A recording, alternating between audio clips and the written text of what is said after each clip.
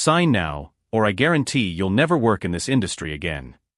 Finley Burke's words hung in the conference room like a thinly veiled threat.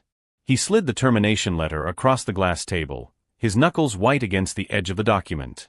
The room seemed impossibly small, the walls closing in with every shallow breath I took. I need this today, Leo. His voice dropped to a whisper so the employees passing by in the hallway couldn't hear. Your performance has not met expectations. We both know this is for the best. 3 years of doubling the department's metrics flashed through my mind like a fast-forward movie. The sleepless nights, the canceled weekends, the ideas he had stolen and presented as his own at executive meetings. And now, after I had questioned those suspicious transactions in last quarter's reports, this ambush. I picked up the pen, my vision narrowing to a tiny point. The resignation letter blurred before me, but one phrase remained crystal clear: voluntary resignation.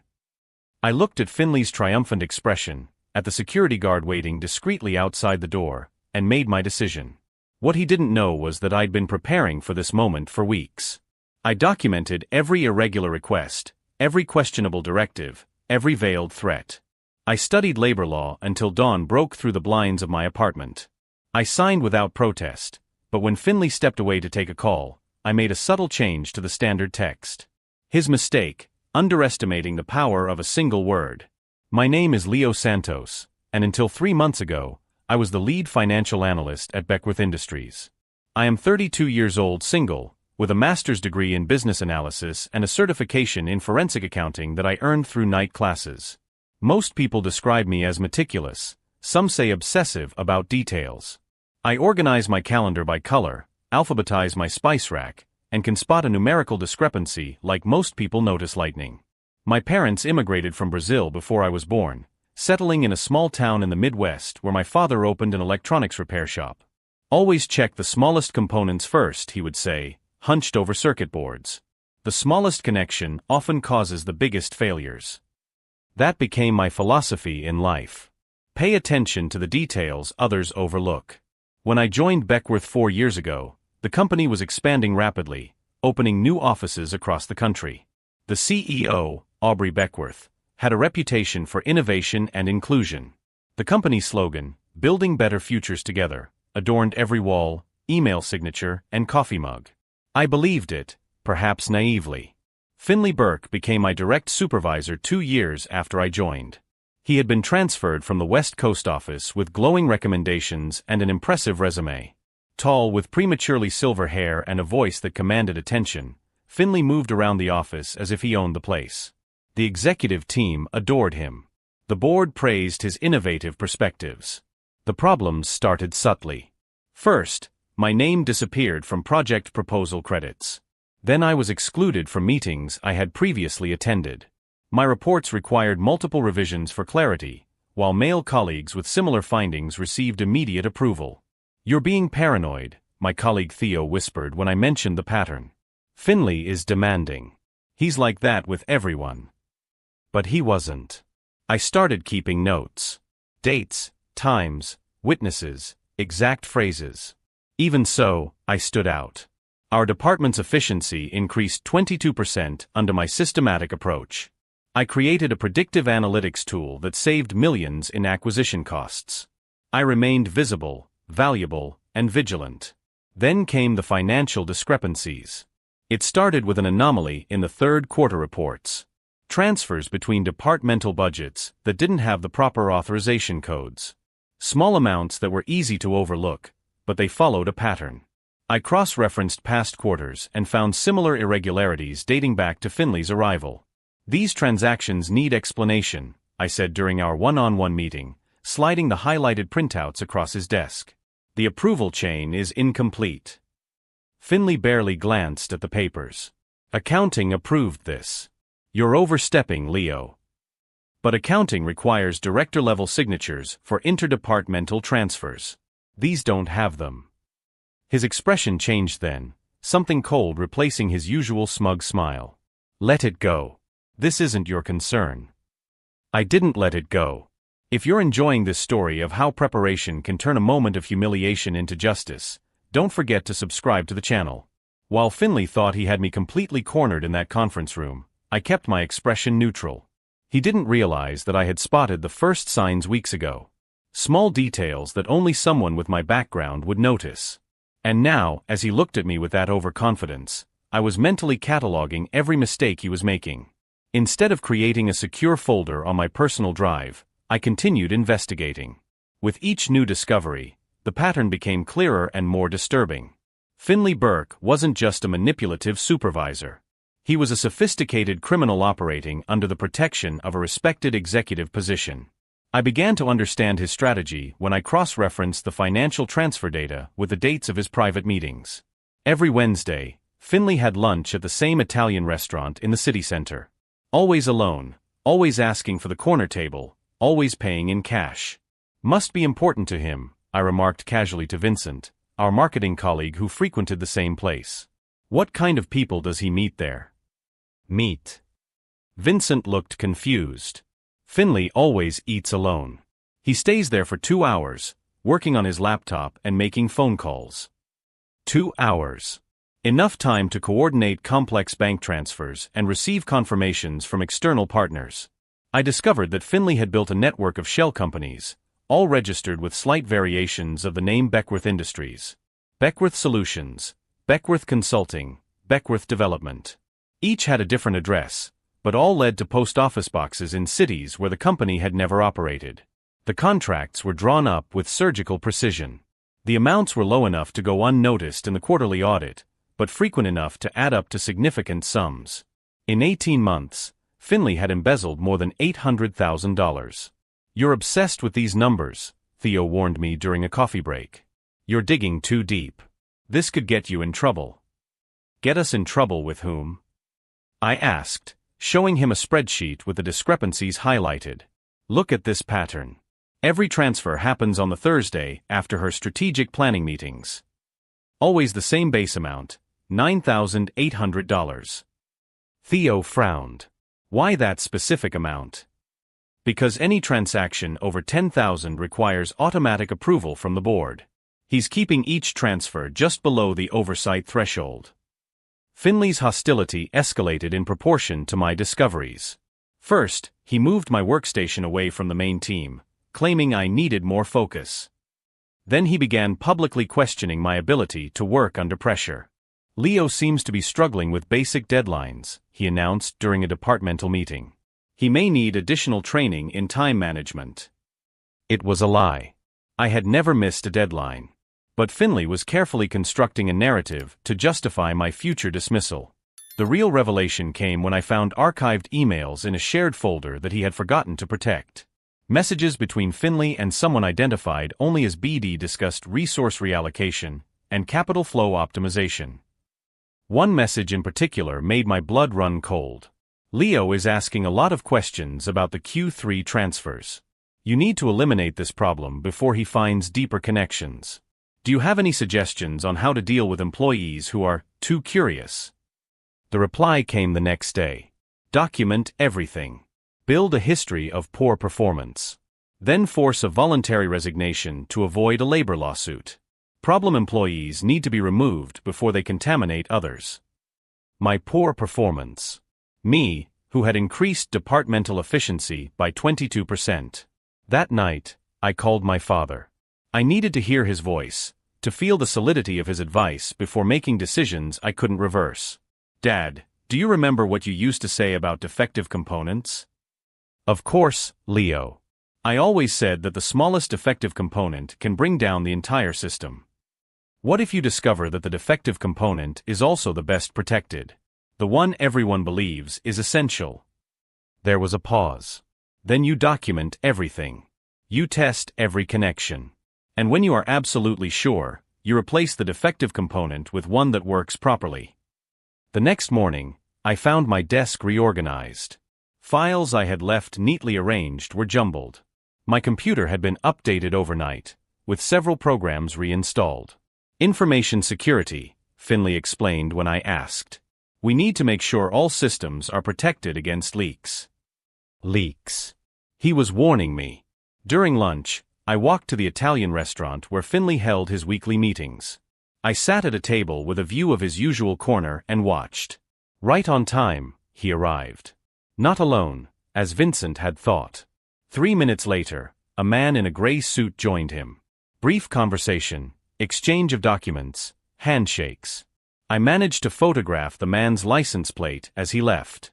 A quick search revealed that the vehicle was registered to Beckworth Development, one of the shell companies. Finley was meeting in person with his accomplices, coordinating the fraudulent transfers just 15 blocks from our office.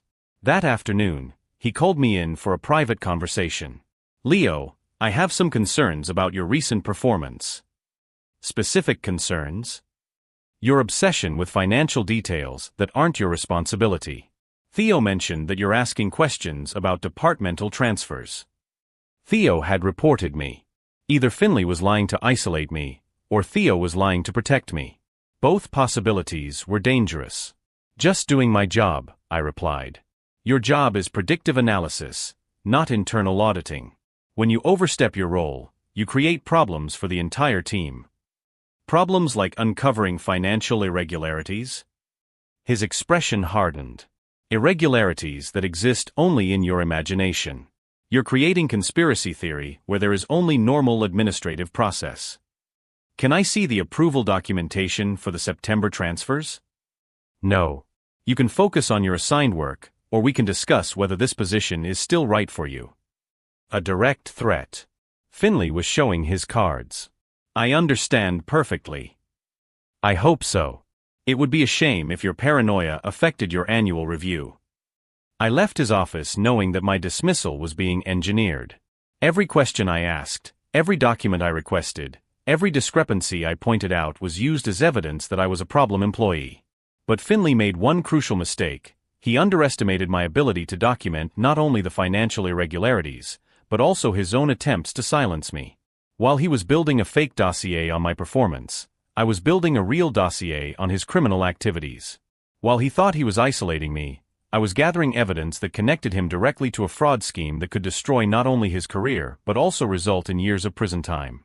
The difference between us was simple. He was improvising a defense. I was conducting an investigation. And he still had no idea how deep I had penetrated his operation. In fact, he was about to discover that his meetings at the Italian restaurant were just the tip of an iceberg that included offshore accounts, international partners, and a network of corruption that extended far beyond Beckworth Industries. But first, he needed to eliminate me as an obstacle. And that's exactly what he tried to do 3 weeks later with that resignation letter and his ultimatum about never working in the industry again. What Finley didn't calculate was that by forcing me to sign that letter, he was giving me the perfect opportunity to turn my entire silent investigation into a legal bomb that would explode right in his hands. Finley's campaign to destroy me entered a new phase after our tense conversation about the documentation. If he had been subtle in his manipulations before, he was now relentless and direct. The following Monday, I arrived at the office to find my desk completely empty. Computer, files, even my personalized coffee mug, everything was gone. "Change in security protocol," Finley explained when I asked. "Due to your recent concerns about internal processes, we need to restrict your access to sensitive information." Sensitive information. I had 3 years of seniority and clearance for all of the company's financial systems. Now I was being treated like a suspicious intern. My new workstation was in the basement, next to the file dead zone. No windows, no colleagues nearby, just the constant hum of the ventilation system and stacks of dusty documents from decades past. "It's temporary," Vincent assured me over lunch. "He can't do this forever." But Vincent was wrong. Not only could Finley do it, he was systematically escalating his strategy. On Tuesday, I was removed from the departmental email list. On Wednesday, my password for the reporting system was temporarily suspended for maintenance. On Thursday, I found out that my presentation to the audit committee had been cancelled due to scheduling conflicts. Scheduling conflicts. The same presentation I had spent 3 weeks preparing, documenting exactly the irregularities Finley wanted to hide. "You're being paranoid," Theo repeated when I showed him the sequence of events. "These things happen. You're reading too much into it." Reading too much into it. As if 3 years of exemplary contributions could simply evaporate due to administrative coincidences. That's when I started noticing other employees avoiding eye contact. Conversations that stopped abruptly when I approached. Invitations to happy hours that never arrived. Finley was constructing a narrative where I was the problem, and the narrative was working. The most painful moment came during the monthly all-hands meeting. Finley was presenting the quarterly results that directly included two of my most important analyses. Thanks to Vincent's exceptional work in predictive analytics, he announced to the packed room, we were able to identify optimization opportunities that resulted in savings of $300,000. $300,000. My analysis. My work. My discovery. Vincent looked at me with apology in his eyes, but said nothing. No one said anything. I sat there in the back of the room, invisible, while Finley took the applause for my work. I felt my professional identity being erased in real time. That night, I called my mother. I needed to hear a voice that saw me as more than a problem employee. "Mijo," she said, using my childhood nickname, "you're hurting. I can hear it in your voice." "Mom, what if I'm really wrong? What if I'm being paranoid like everyone says?" "Leo Santos," her voice was firm, "you are the son of parents who rebuilt their entire lives in a strange country. Do you think we don't know when someone is trying to diminish us?" She was right. My parents had faced subtle discrimination for years, always questioning whether they were imagining hostility where none existed. But they had learned to trust their instincts. "What are you going to do?" she asked. "I don't know yet." "Then figure it out. But remember, you're not alone in this fight." The next morning, I found a message in my inbox. Sender, recursos.humanos@beckworth.com. Subject, mandatory meeting professional conduct. My heart raced. Finley was accelerating his strategy. The meeting was scheduled for 3 in the afternoon. 5 hours to prepare for what would likely be my professional execution. I used that time to do something I should have done weeks ago. I called every person who had worked with me on important projects over the past 3 years. The calls revealed a disturbing pattern. 6 different people mentioned being discreetly consulted about my recent performance. All reported that Finley had suggested concerns about my emotional stability and ability to work with others. Finley wasn't just isolating me. He was systematically destroying my professional reputation with carefully planted lies. 3 o'clock rolled around like a death sentence. I walked into the conference room with a binder containing all my documentation, not of financial irregularities, but of my own contributions to the company. Finley was there, accompanied by Diane Walsh from HR and a man I didn't recognize. "Leo, thanks for coming," Diane began. "We have some concerns about your recent professional conduct that we need to discuss." Professional conduct? "Several people have reported disruptive behavior," the unknown man interjected. "Inappropriate questioning of approved processes, paranoia about colleagues, resistance to constructive feedback." Paranoia. The word Finley had planted was being used against me in a formal meeting. "May I know who made these allegations?" "That's not appropriate," Diane replied. "Our concern is with your ability to maintain a collaborative work environment." Collaborative. As if questioning unauthorized financial transfers was equivalent to being a difficult colleague.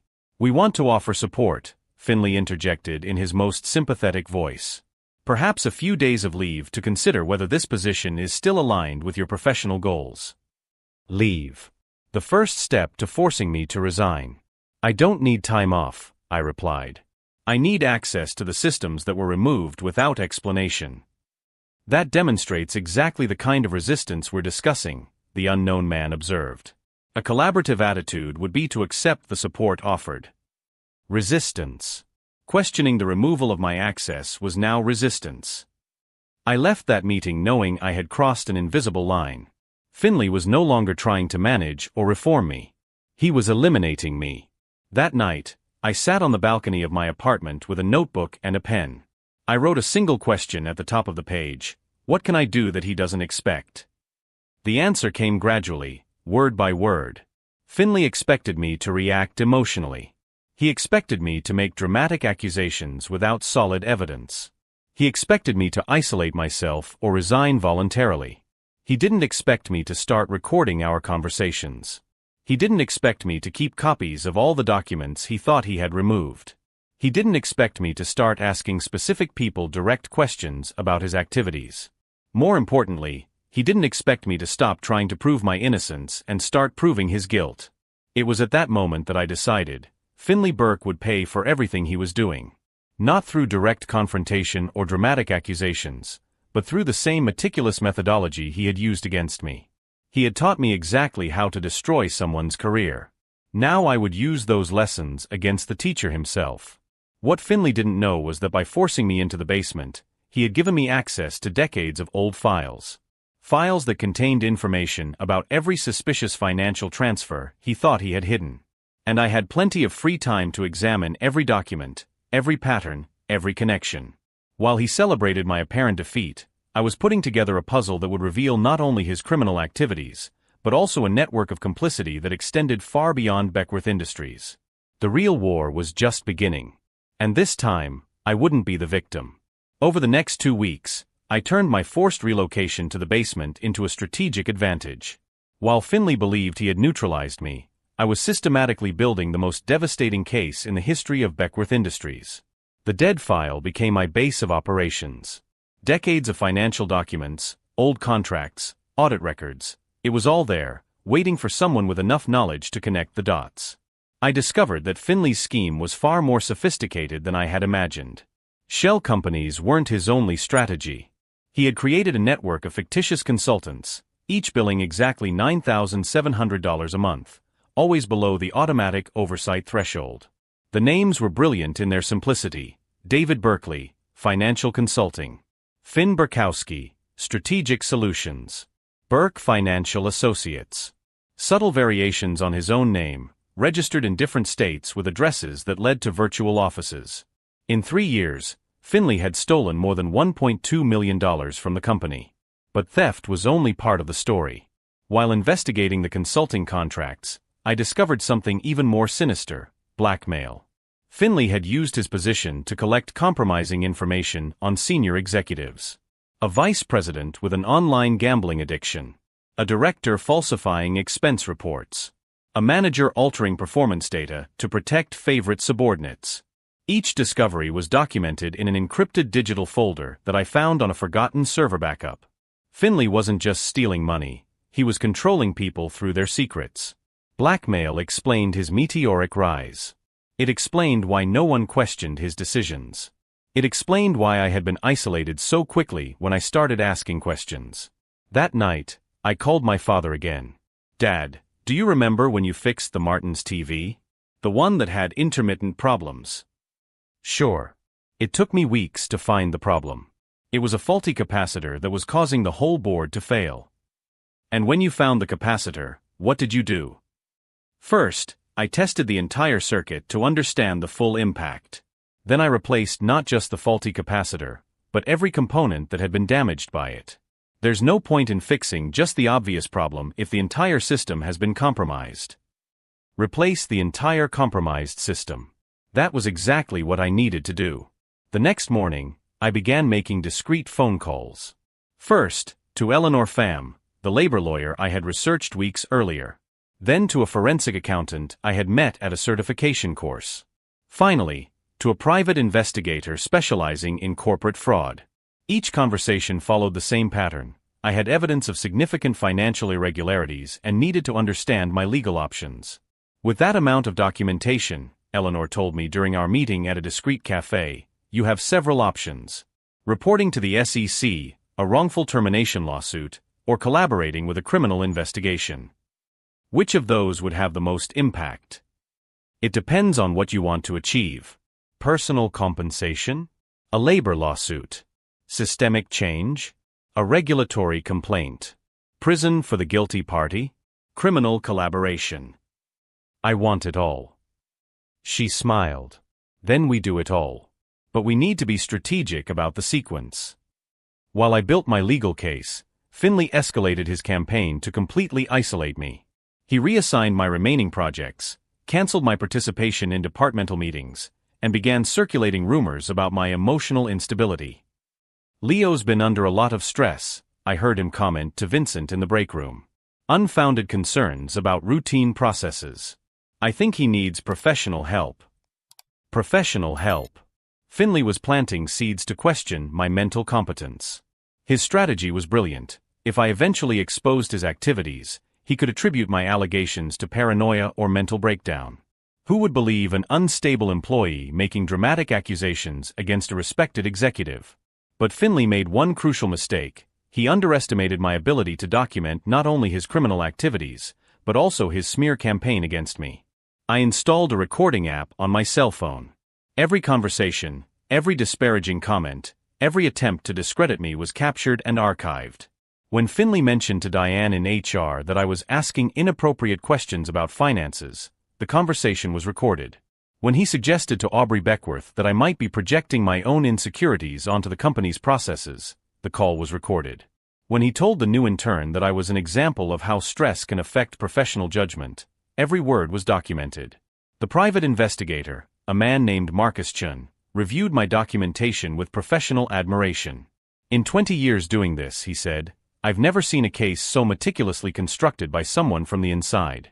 You have financial evidence, blackmail records, documentation of retaliation, and recordings of defamation. It's a grand slam. How long do you need to verify everything? 2 weeks for independent confirmation. Another week to coordinate with the appropriate authorities. 3 weeks.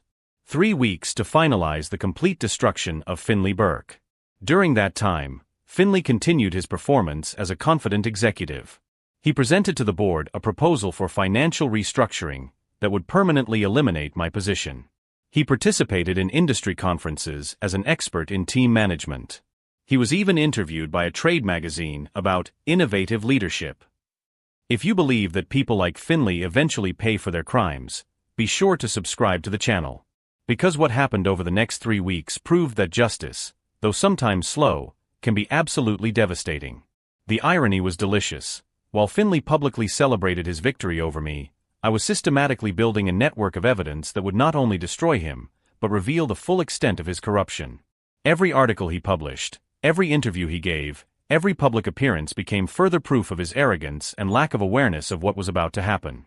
On the eve of my case's completion, I received a call from Marcus Chun.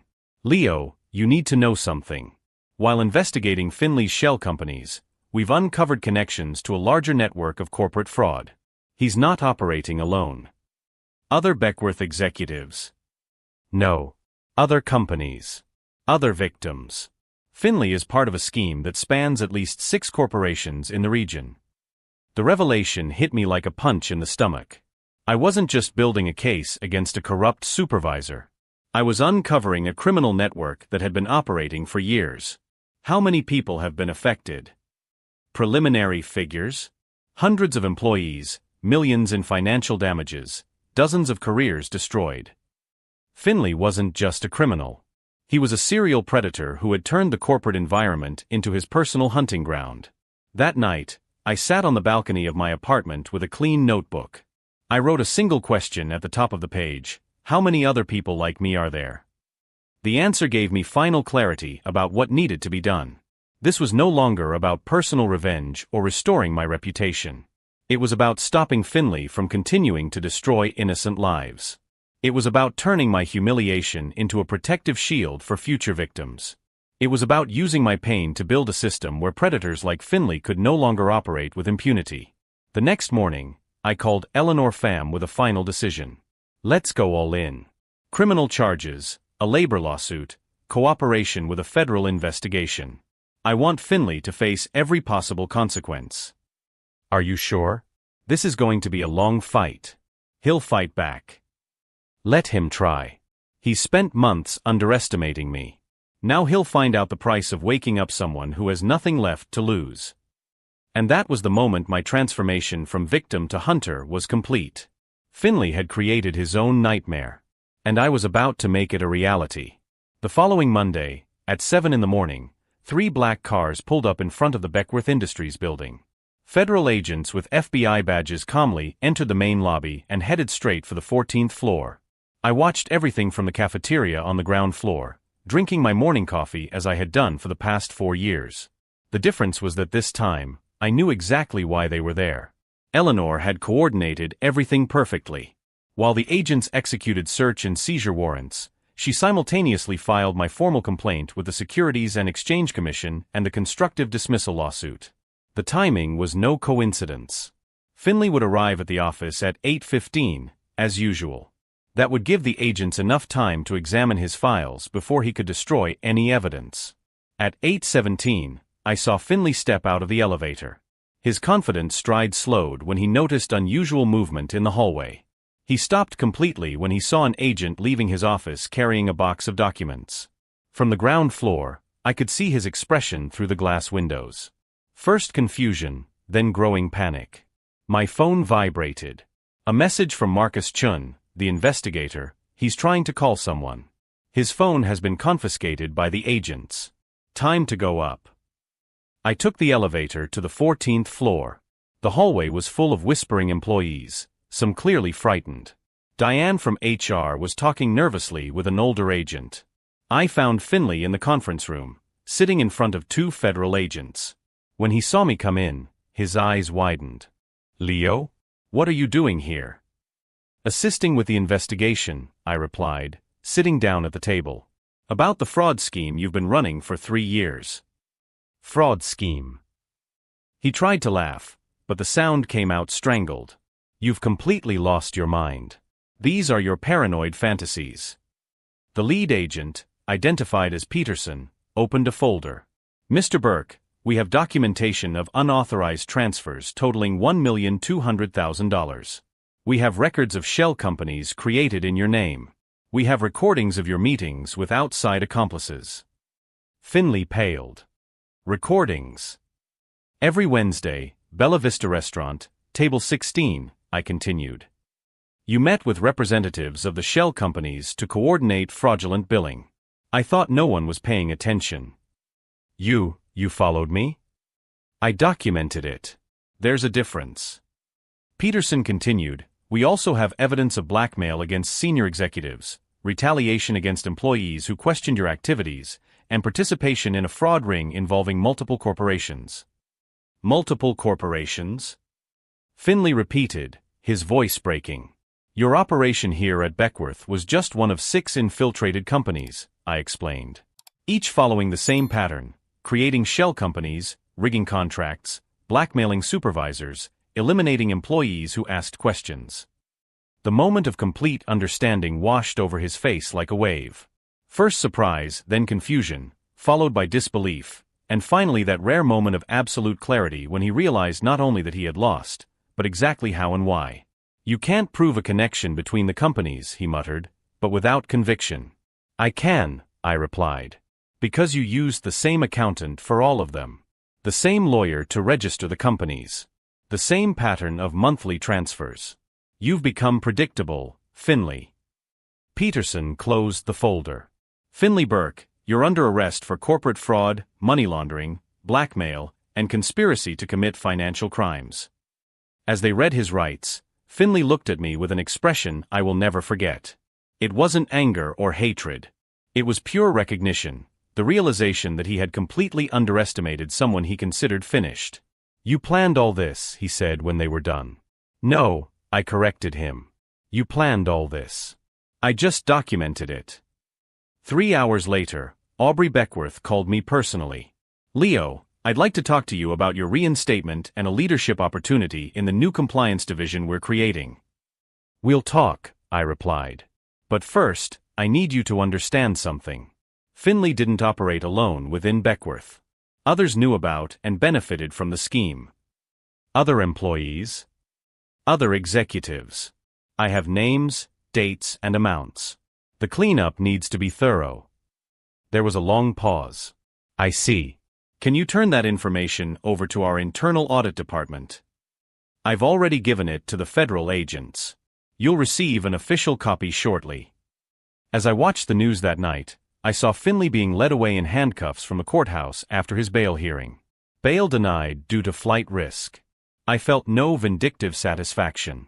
I felt only the quiet understanding that some stories must end so that others can begin. Next to the television lay my new offer letter from Beckworth Industries. Director of Corporate Integrity. Salary 40% higher than my previous position. Authority to implement new financial transparency protocols. I picked up a pen and signed my name, this time voluntarily. What Finley never understood was that by trying to destroy me, he had given me the motivation and access I needed to destroy something much bigger, the entire network of corruption he had meticulously built over the years. His downfall wasn't the end of the story. It was just the beginning of the transformation he had inadvertently set in motion. And while he faced decades in prison, I was preparing to ensure that no other Finley Burke could ever operate in the corporate environment I was now charged with protecting. True revenge wasn't in seeing him fall. It was in becoming the permanent obstacle against people like him. 6 months later, I was sitting in the same conference room where Finley had tried to force me to sign that resignation letter. This time, I was on the other side of the table, chairing a meeting with the new compliance team I had built. "We detected 3 suspicious transfers at the Chicago branch," reported Amanda, my new senior analyst. "Same methodology we identified in the Burke case. Amounts below the supervision threshold, companies with names similar to the parent company." "Document everything," I replied. "And contact the FBI immediately. We will not repeat the mistakes of the past." The system we created after Finley's downfall had become a model for other corporations. Mandatory transparency, anonymous reporting channels, independent quarterly audits. Impossible for another predator to operate with impunity. The week before, I had received a call from Detective Morrison of the FBI. "Leo, Finley's trial began yesterday. He pleaded guilty to all charges." What was the sentence?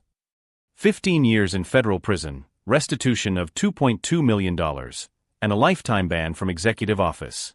He also turned over information about the larger network in exchange for a reduced sentence. 15 years. He'd be 62 when he got out, if he got out. His reputation destroyed, his contacts lost, his arrogance shattered. "There's something else," Morrison continued. "He asked me to send you a letter. Do you want it?" "No," I replied without hesitation. "This story is over." But the truth was that my story was just beginning. As Director of Corporate Integrity, I had implemented changes that extended far beyond Beckworth Industries. Theo, now my right-hand man, had developed software that automatically detected patterns of fraud. Veronique led the corporate ethics training program. Even Vincent, who had initially benefited from stealing my ideas, was now working to repair the damage he had caused. The impact was beyond anything we could have imagined. 16 companies in the region adopted our compliance model. 342 people affected by Finley's scheme received full compensation. 7 complicit executives were fired and sued. At the annual company-wide meeting, Aubrey Beckworth invited me to the main stage. "What happened to us last year was painful," she told the 1,000 employees gathered. "But it was also transformative. Leo Santos showed us that integrity isn't just a value on paper, but an active responsibility we all share." The applause was genuine, but the most meaningful moment came afterward, when a young analyst approached me. "Mr. Santos, my name is Jessica. I wanted to thank you for the anonymous reporting system. My supervisor was forcing me to do sexual favors in exchange for positive reviews. Thanks to your program, he was fired last week." Cases like Jessica's came in monthly. Sexual harassment, racial discrimination, petty fraud, favoritism. Every allegation investigated thoroughly, every wrongdoer held accountable. Finley had tried to destroy me to protect a criminal scheme. He had inadvertently created a permanent defender against people just like him. 3 months ago, I was invited to speak at a national conference on corporate ethics. My presentation, Turning Retaliation into Reform, was seen by more than 50,000 executives. "Personal revenge is temporary," I told the packed auditorium. "But systemic change is eternal. When someone tries to silence you, your response should not be to shout louder, but to build systems where voices like yours can never be silenced again." During the question and answer session, a CEO asked, "How did you find the courage to take on someone so powerful?" "It wasn't courage," I replied. "It was documentation. Courage is emotional and temporary. Evidence is factual and permanent. Finley had power, but I had truth. And truth, when properly documented, always wins." Finley's story became a case study in business schools. Not as an example of criminal success, but as a demonstration that corporate predators operate with predictable patterns that can be detected and defeated. Meanwhile, I continued to receive messages from employees at other companies who had identified wrongdoing using methods similar to mine. Each successful case multiplied the impact of Finley's downfall. On the last day of the year, I found a letter on my desk. Not from Finley, but from my father. "Mijo," he wrote, "you turned the smallest flaw into the entire system. That defective component was not only removed, but it served to strengthen the entire circuit. I am proud of you for learning not only how to fix, but how to prevent." As I read, I looked out the window of my office on the 14th floor. The same floor where Finley had tried to humiliate me. The same hallway where I thought my career was over. Now, that space housed the most advanced compliance division in the country. Young analysts worked at well-lit stations, protected by policies I had written. Their voices mattered, their concerns were heard, their careers were protected. The most profound transformation wasn't in the company, but in myself. I had learned that justice isn't something that happens to you, but something you actively build. That power doesn't come from position, but from purpose. That the best revenge against those who try to destroy you is to become indestructible. If this story of how documentation and perseverance can transform humiliation into systemic reform has inspired you, subscribe to the channel for more stories of people who refuse to be silenced. Because sometimes, the most important signature isn't on a resignation letter, but on the decision to fight for a world where letters like this are no longer necessary. Today, 5 years later, Finley Burke is prisoner number 82654 at the federal penitentiary in Terre Haute. I'm Leo Santos, architect of a system that protects thousands of workers every day. He tried to erase my professional existence with a pen. I used that same pen to rewrite the entire rules of the game. In the end, the real victory wasn't seeing him fall.